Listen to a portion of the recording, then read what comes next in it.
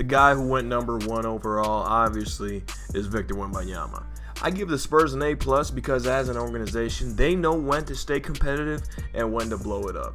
They saw DeJounte Murray was off the best year of his career. They capitalized on his talent and brought in first-round picks and a young player. And what they did with Wembanyama was go through a grueling 2023 season to get one of the best prospects we have ever seen. At number 2, the Charlotte Hornets take Brandon Miller.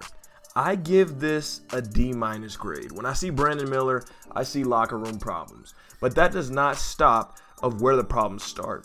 Brandon Miller just isn't a better player than Scoot Henderson. As a Charlotte Hornet, you guys have been in the mud of the NBA and the laughingstock of the NBA since day one. You need to take the guy here who can possibly turn your franchise around. LaMelo Ball tried his best. Brandon Miller is just not good enough. At number 3, the Portland Trailblazers take Scoot Henderson, and I give him an A+.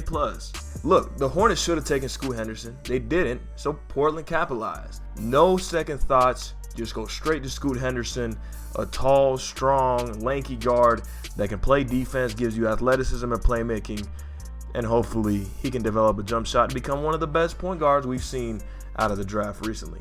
At number 4, the Rockets take Ahmed Thompson, and overall, I'd say this is a D. Why I mean this is because I think it's just another project of a player. A guy that has great athleticism, solid playmaking, and cannot shoot.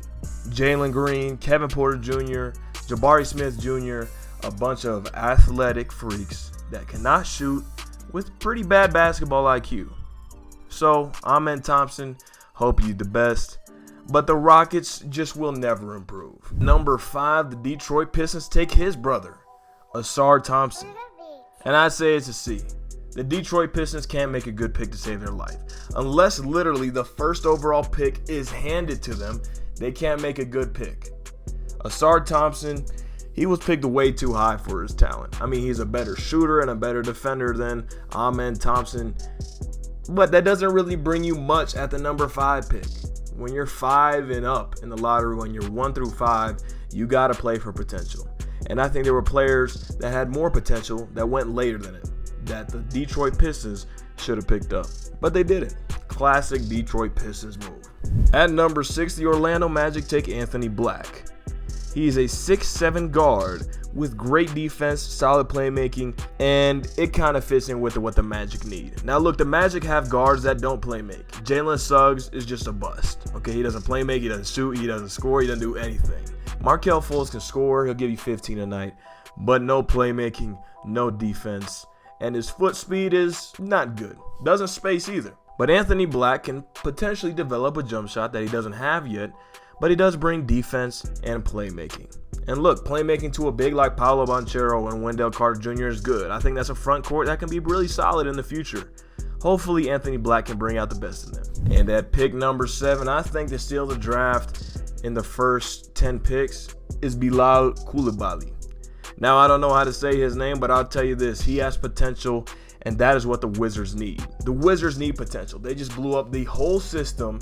They traded away Porzingis. They traded away Beal. They didn't even get anything good for him. They eventually traded away Chris Paul and got Jordan Poole. I'd say that's their one win. But other than that, they haven't been a good front office at all for a very long time.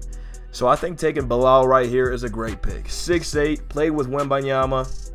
He has a lot of potential. He's athletic. He's a guard/forward. He has a little bit of position versatility, and potential is needed in a rebuild with the Washington Wizards.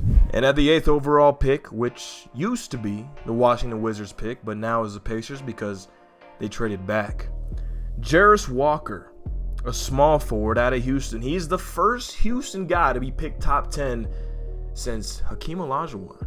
Yeah, it's been a while since a guy from Houston has been picked in the top 10 in the NBA draft, but hey, he's here.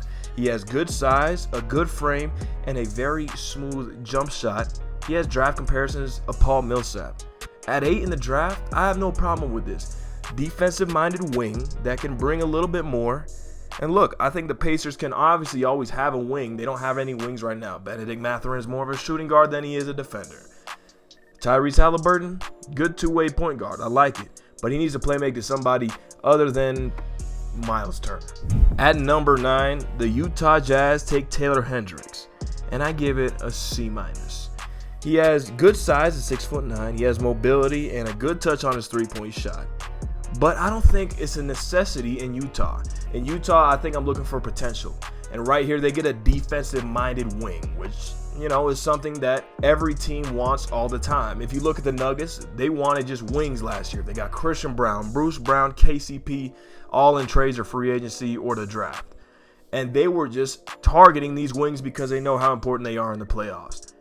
But look, the Jazz have no playoff aspirations for at least the next 5 years. So I don't see how important it is for you to go get a guy that is going to be good, but not too high on potential.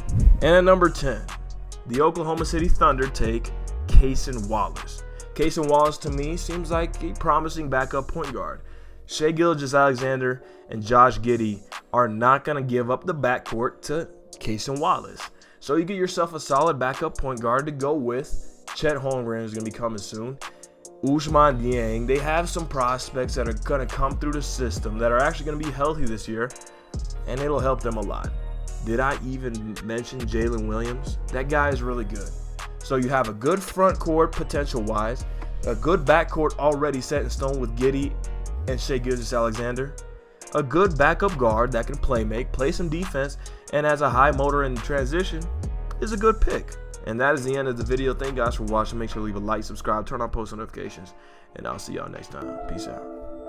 Hey, come on, I got a bag on me. You try to take it, leave you stinking like your last homie. Shit kinda cakey, little baby, put that ass on me. But I ain't that horny, do you got some cash for me? Why every time you ask him that, bitches act funny. And you keep trying to hold the strap, you won't slap for me. You too happy, I can tell you never had money. Every time you get on live, gotta flash money.